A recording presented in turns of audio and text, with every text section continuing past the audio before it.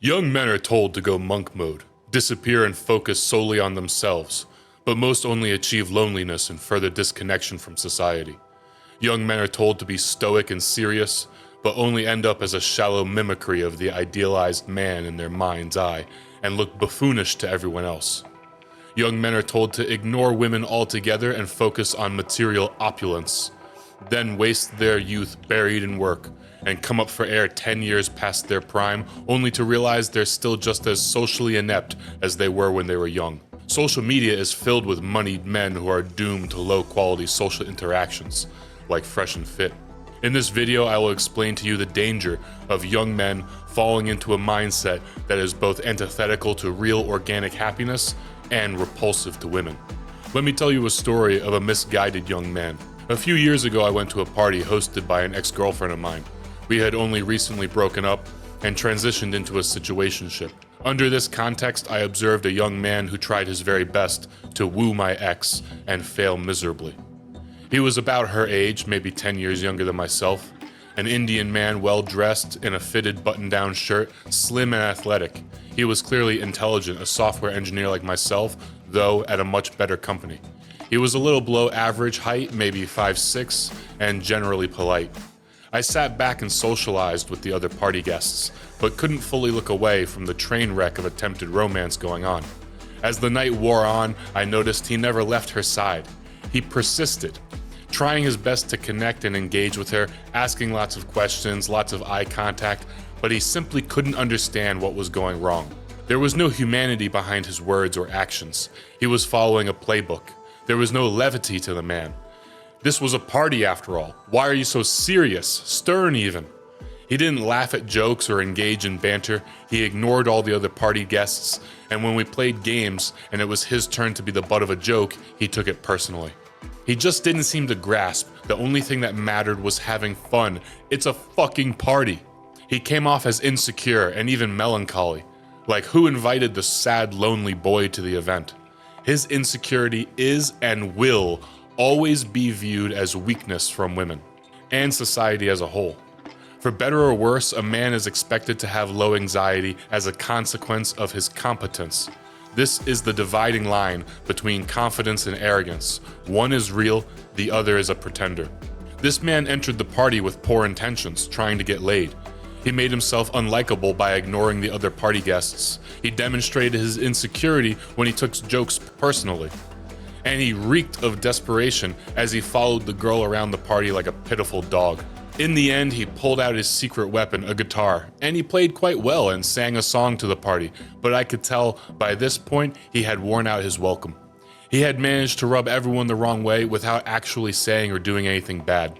And this seems to be an epidemic in our society. Young men who have donned this no-nonsense persona, a persona that is antithetical to real organic experiences, especially with strangers and even more so with women. This overly serious persona is not what makes a man. This is a childish and shallow interpretation of masculinity.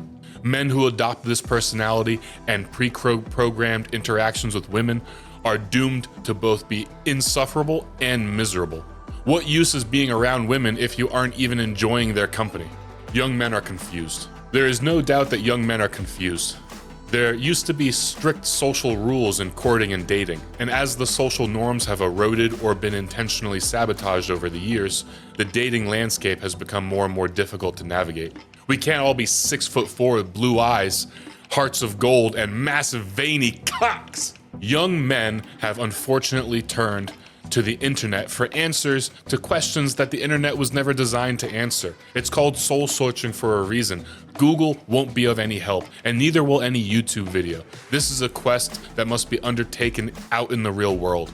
So then, is society to blame? Sure. However, we both know that wagging your finger at the world will accomplish nothing at best, and at worst make you a paranoid, whinging man-child. Instead, taking extreme accountability in your own outcomes in life is the only real path to the contentment you seek. The man from the story should have arrived with honest and simple intentions. He knows he isn't very charismatic, and arriving with the intention of simply being in the moment and enjoying himself, this is the path toward becoming more genuine and sincere. And the cumulative result of a nation of accountable men is a successful, prosperous, and high-trust society. Tune in and let go. Anything you do requires balance. From standing on one foot to playing an instrument, you must learn to balance your effort. Too much and you spin your wheels. Not enough and you never reach your full potential. Young men today are holding themselves back because they have been obsessed over the more easily defined aspects of reality. They have missed the finer points and the ability to simply let go and be themselves, especially around women. They have taken awful advice from ignorant men about the importance of money, status, and fame. Without realizing, these men only sell these ideas because these ideas are easy to sell, and all salesmen are lazy at heart. Take the man from the story. It didn't matter that he could play the guitar, wear a nice outfit, and remain attentive. He simply wasn't any fun to be around, and that aura repelled everyone. If he could have just relaxed and been authentic, he could have been a party member rather than this mimic pretending to be some surreal or shallow concept of a man. Taking yourself too seriously will pulverize any organic enjoyment you would have and should have felt.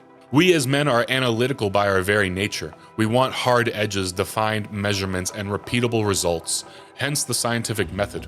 But this is not applicable to walking into a social setting and being the person that other people want to be around. Young men need to tune into their own feelings of seriousness and identify what activities and states of mind promote this feeling.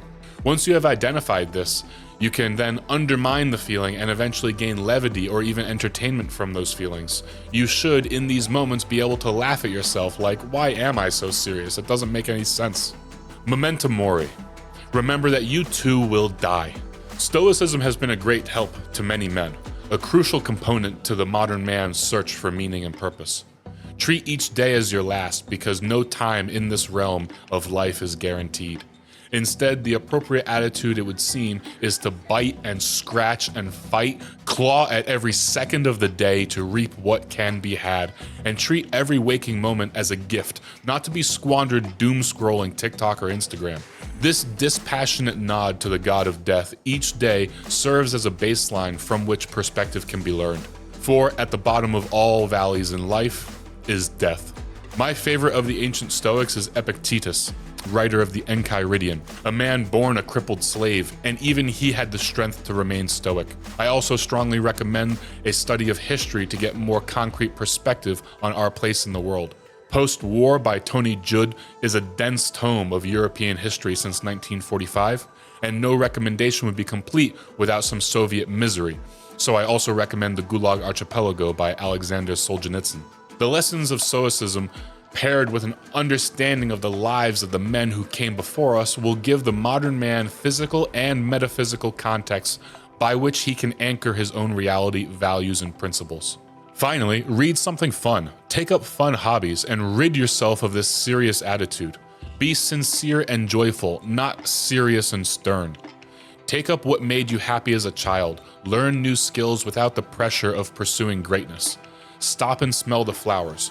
No, literally, every time you walk past flowers, stop what you are doing and take 10 seconds and just exist in the moment. Take a deep breath with your eyes closed and just be there, body and mind, and just enjoy the beautiful smell. Life is already too short and the human experience comes preloaded with misery. Believe me, nobody escapes it. So let's not make fools of ourselves, because the most unforgivable form of suffering is pointless suffering. Thank you all for watching till the end. Please subscribe and comment down below if you liked the video, and if you did, share it with a friend. We're all at the mercy of the algorithm after all.